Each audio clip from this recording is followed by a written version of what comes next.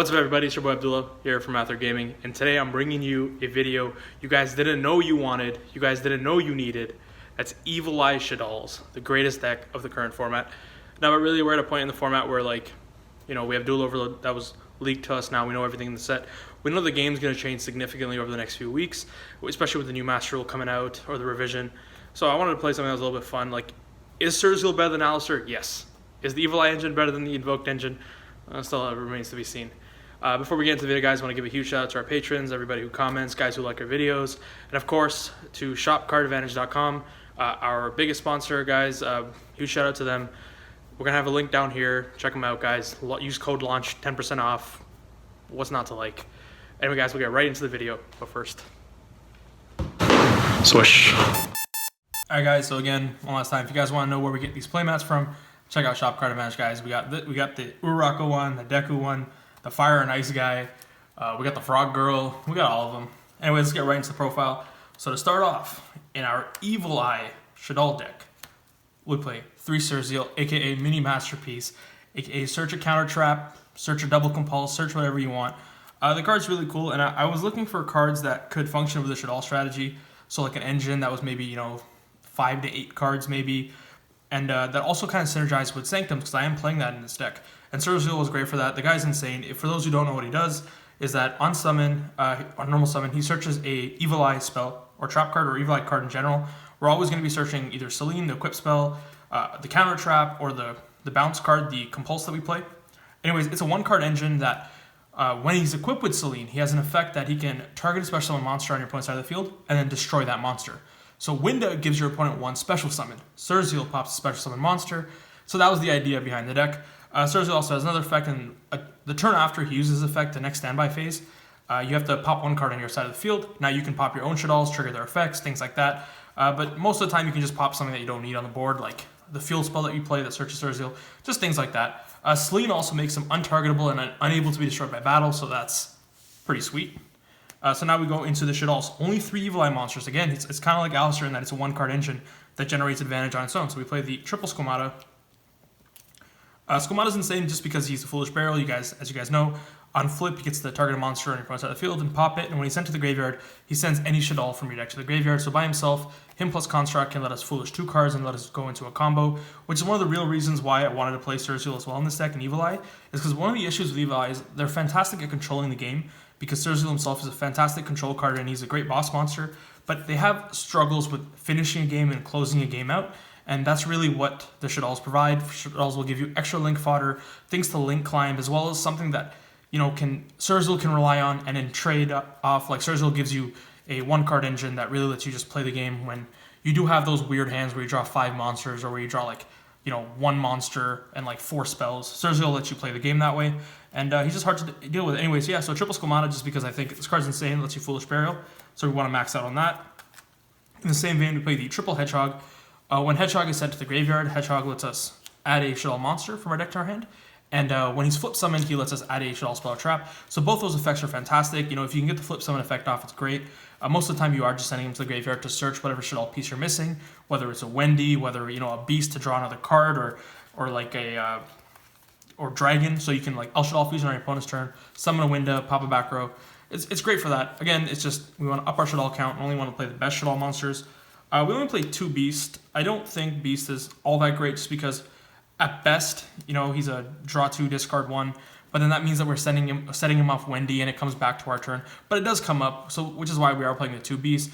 If we do end up drawing it, it is just, replaces itself after we use it with a fusion spell, so it's a good card. I don't know if I would play 3. I think that 3, I've never ever thought that, oh man, I really wish I had, 3 of the Beast. But it's another Shaddoll, a dark Shaddoll that lets us play the game. Then we play the double Wendy. I know I've seen some people play 3. Maybe you could play 3. I don't know about 3 personally, just because I think that the card itself is only great, turn 1 essentially. After that, it's a very slow card. That said, you can't deny how powerful it is turn 1. It's just not a card that I want to necessarily see. I want to be able to send it off Squamata, for example, or whatever. So yeah, Wendy's great. You can play at 3, but I personally don't think you need to play 3. The deck's 40 cards, and it's pretty tight when you're putting in the Evil Eye cards, so this is one of the Shaddolls that I end up cutting. She is really powerful, though, when you do fuse with her, or when you do send her to the graveyard. She lets you make a lot of your high-impact plays, and when you see all those crazy combos on YouTube, usually it starts with Wendy being sent to the grave. The problem is she doesn't do all that much on her own, but you can say that about all the other Shaddoll cards. She's also not a dark, which comes up because of Allure and things like that. We play the 1 Ariel. You need Ariel to do the combo, and if you guys look at our older Shaddoll Invoke combos, Ariel plays a key part in summoning back a banished construct. What Ariel's effect is on flip summon, you can target one of your banished Shaddoll monsters and special summon it, and then when she's sent to the graveyard, she DD Crows 3 cards from either graveyard, so that's super useful because, in a pinch, we can just fuse her off and, banish all of Salad's grave, for example, or banish, Invocation from our opponent's grave, just things like that. She's needed for the combo, which is why we play her, and because of cards like her and Wendy, it does give us a higher ceiling with just Surzeal, so she's great for that. And then the last Shaddoll monster we play is the Shaddoll Dragon.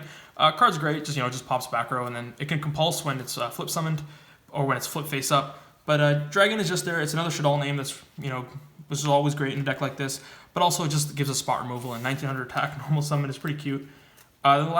Not the last monster, but then some of the light targets we play the 1 Trick Clown, just because Trick Clown is the best light monster really to play in a Shaddoll deck, just because it'll recur itself. It's usually used for a fusion summon, and then a link summon, or a link summon, and then a fusion summon. So it's a body on board twice, and it lets us really get our game plan started. So, Trick Clown's great. The 1,000 life point losses can come up sometimes, but really isn't too much of an issue. It's just the best light target. And the next light target we play is the double artifact Scythe. We are playing a more controlling play style. The reason why I'm playing the 2 different rarities, and you guys will see this come up in my extra deck as well, is just because it's something that I like to do, to notice how frequently I'll draw the second copy or whatever it is, but it's just something I do. Anyways, Scythe is great just because in the current format, in the mirror match, you can shut off our opponent's extra deck. We can shut it off in every other matchup, and it really only doesn't help that much against dinos, but Winda is enough. Winda Surzeal is usually enough to deal with dinos. So yeah, we play the double Scythe in case we draw one, we can still play the game, and Surzeal, drawing Scythe isn't actually bad because we can just pop it with Surzeal's effect, so the downside that Surzeal was supposed to have is just going to lock our opponent out of the extra deck, so plus it's a light for construct. This card is great. I love Scythe. That's all that we play for the monster count. Now going right into the spells, we play the triple Evil Eye Domain, Paradolia, whatever. It's our light stage essentially, so on activation to search a Surzeal. Its effect is that when it gets destroyed in the spell and trap zone, it gets to add an Evil Eye card back from our graveyard to our hand, an Evil Eye monster. So we can recycle Surzeal with this. And then its third effect, which people don't know about, is that when you have Evil Eye Selene in your spell and trap zone, if your Evil Eye monster battles, both people take the damage from the battle. So it's something that you can help to close out games. But really, 3 effects, guys, it's broken. But it's just another consistency piece that we're playing to get to Surzeal so we can get our 1-card engine started and just having a boss monster. And this is Evil Eye of Selene. This is one of the reasons to play the deck in this style is because what Selene does is you can equip her to an Evil Eye monster, and then it's a spell card, whatever, don't want to assume the gender. You can equip it to an Evil Eye monster, and that monster can't be targeted by opponent's card effects, and also can't be destroyed by card effects, or battle. So this is our last resort, and Surzeal is our baby sleeper. This makes Surzeal essentially a baby masterpiece. The card is insane for that just because, and when it is equipped to Surzeal, Surzeal's own ability unlocks in where it can quick effect pop a special summon monster. When it's in the graveyard, we can banish another Evil Eye spell or trap, so usually just the field spell, and it sets itself back onto the field. We burn 1k, but usually we're ending the game that turn, so this is great, and Surzeal searches this. We only need to play the 2, really, because the game should be over by the time we need the second. But, yeah, so that's it for the Evil Eye spells that we play. Now we go into the Shaddoll spells. We play the triple Shaddoll Fusion, and if you guys don't know what this card does, this card is ridiculous. Basically, it's a fusion spell, but if our opponent controls a monster summoned from the extra deck, we can fuse from our deck, which is just nuts. And you can do some really cool stuff with this. If you have your field spell up, your Evil Eye field spell, you can go Shaddoll Fusion, send Surzeal, send Dragon, or you can you can pop your own field spell essentially and then add it back. But really, the point of this card is just how insane it is. It just lets us play the game for a very unfair level. Just because going second, one of the issues with Evil Eye is that the deck itself is a little normal summon reliant. But this lets us get around that issue, and also I don't need to explain Shaddoll Fusion. The card's nuts. Lets us get our engine going. Then the same thing, we play triple L Shaddoll Fusion. Lets us play on our opponent's turn. Summon Winda on our opponent's turn to try out the first Winda. Winda Surzeal is a game plan, which is why we're playing 6 fusion spells, because we want to get to it as fast as we can. Not much to say about that. You can recycle this with your fusion spells. It's a quick play fusion summon. Then we play some consistency cards. So triple Allure Darkness. Our entire deck minus 5 cards is dark, so it just lets us see more consistency. Lets us see the monsters that we want in our hand. Lets us dig through our deck for what we really want to see, and it's a great card. Lure is good. The card should be probably limited. We play triple super polymerization just because this card is nuts and it's at 3 and you can't respond to it. In some games you'll win just because you happen to resolve super poly. And so it's great. We have tons of super poly targets in our extra deck because of one of the benefits of the Surzeal is that it takes up less extra deck space than, let's say, Alistair would. So we can dedicate more cards to be able to play super poly. Cards ignorant. We play ignorant cards. That's how we win games. That's all for the spells. Now we go into trap cards. We play 6 traps total. We play the triple artifact sanctum, which I had mentioned earlier. We want to get to our scythe, stun our opponent, lock our opponent out. We can actually resolve 2 sanctums because we play multiple scythes.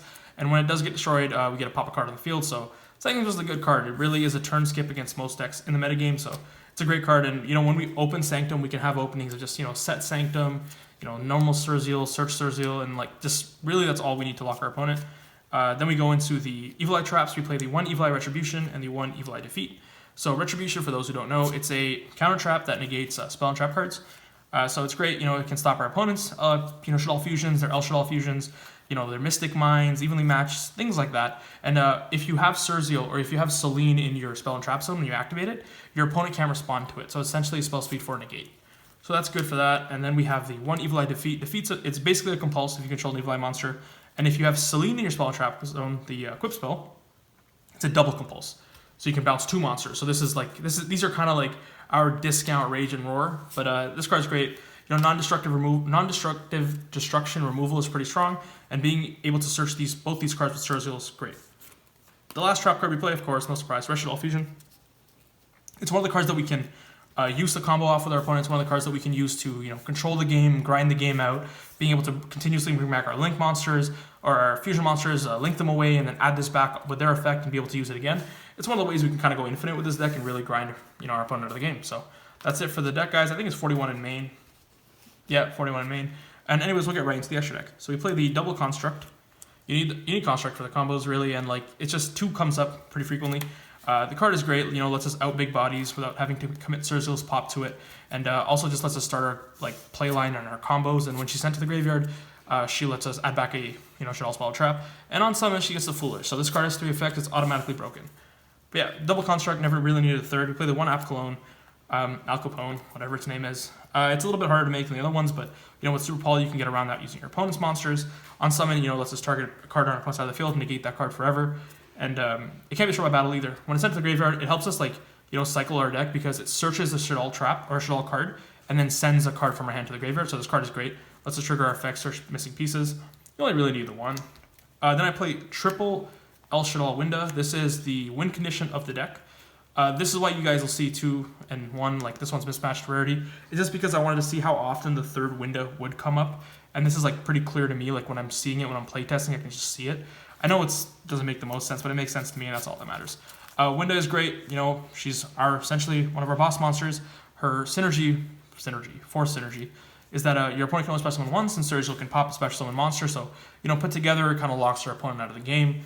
Winda's great. We banned Colossus to have Winda take over our format. And now we'll go into the rest of our fusion monsters, our super poly targets. We play the Earth Golem Adagnister. His requirements are super easy. 1 Cyberus monster, 1 Link monster, so you can use it against Salad. You can also use it against Spirals. And when he's summoned, you can't take damage for the rest of the turn, so it's great for that. But it's just a very powerful generic super poly target for us to be able to use, so that's 1 card we play. We play the Mud Dragon in the Swamp. Now, this doesn't have to be Mud Dragon. It could be really anything else, but it's just something that I was testing with, and, it was pretty cool. Being a level 4 lets us, super poly and then, trigger a Cross Sheep, summon back another 4, and Abyss Dweller, our opponent, which, surprise, surprise, we are playing because I think that card is ignorant. So Mud Dragon's good. It stops us from being targeted too. Again, this can be something else. It's just an easy super poly target to play. You could play another App Clone, for example. Now we play the Starving Fusion Dragon, probably the most iconic super poly target that we have at the moment. 2 dark monsters, nukes the board when it leaves the field. Card's great. We play the Predaplant Triffy Overtum. I think I said the name right. Basically, it's like a warning. So 3K. It takes 3 dark monsters, but that's pretty easy to do in the mirror. It's insane against heroes. Holy, this card destroys heroes. It's 3K, they can't get over it, and you can just negate, it's just nuts. It's a big boy. So we play that, and then we play the 1 Invoked Elysium. This is for the Invoke matchup, essentially. Tons of people want to play Invoke Shaddolls, and they want to end on cards or boards like Kaliga Winda, and I'm just going to fuse both of those away into Elysium, 3200, 4K booty, good luck dealing with it. Card's great. It's one of the best super poly targets that we can really play right now, and with the presence of Invoked in the metagame, it's really easy to use. So that's it for the fusions. We play a lot of them. We play 11 fusions, I think, in total, and like 7 of them are like super poly targets, or 6 of them are super poly targets, something like that. We'll go into the link monsters. We play Gravity Controller. This card is nuts. Like, uses a monster in the extra monster zone that's not a link monster. So, you know, our fusions can go into it, triggers the fusions to add cards back to our hand, and it can't be destroyed by battle with the monster in the main monster zone. And when it battles a monster in the extra monster zone, you can bounce both. The card is nuts. This is a link one that points down. I've already told you guys those cards are usually broken. It's also a dark, so we can also all fusion on our opponent's turn summon window. The next link 2 we play is nuts. It might possibly be one of the best link 2s in the game right now. Maybe the best. Maybe after Sunlight Wolf. It's Cross Sheep. Cross Sheep is insane. It lets us, you know, continue our plays, extend, push for game, set up Dweller, stall games out, you know, play a resource game. The card is ridiculous. And you can, like, Cross Sheep, bring back Surzeal, and then turn on your Evil Eye spell and traps. If you, like, let's say you drew, like, Selene and you couldn't get Surzeal, you can go, like, Shaddoll Fusion, make Cross Sheep, whatever, fuse again, bring back Surzeal, equip Selene. You can do cool stuff with it. But it's really just there to extend, and just because it offers so much value in our deck. And then it lets us extend into cards like this, Boral Sword, which just says the game's over. Boral Sword is insane. This is probably the best link monster that, you know, we've really ever had. And then finally, we play the Abyss Dweller, which is, I think, one of the most ignorant cards that Konami has ever printed, and it came out like 35 years ago. Dweller's nuts, turns off, you know, graveyards, and so when we can, like, turn off your graveyard, and we can turn off your extra deck with, like, Scythe, how does our opponent really play? You know, like, they can't really play the game at that point. They go set 1, then we make Cross Sheep, go into Boral Sword, and just kill them. Anyways, guys, yeah, so that's it for the deck profile. Alright guys, so that was the profile. Something that we threw together, and I've been having a lot of fun playing it. It's done a lot. Like, the synergy behind Winda and Surzeal is clear. Like, Winda gives you 1 special summon, and Surzeal pops a special summon monster. Anyways, guys, we have a podcast coming up, so let me know what you guys want us to talk about, topics, subjects, things like that. Thanks for checking out the video, guys. Leave a like, subscribe. Remember to check out Card Advantage. Have a great day, guys. Bill signing out.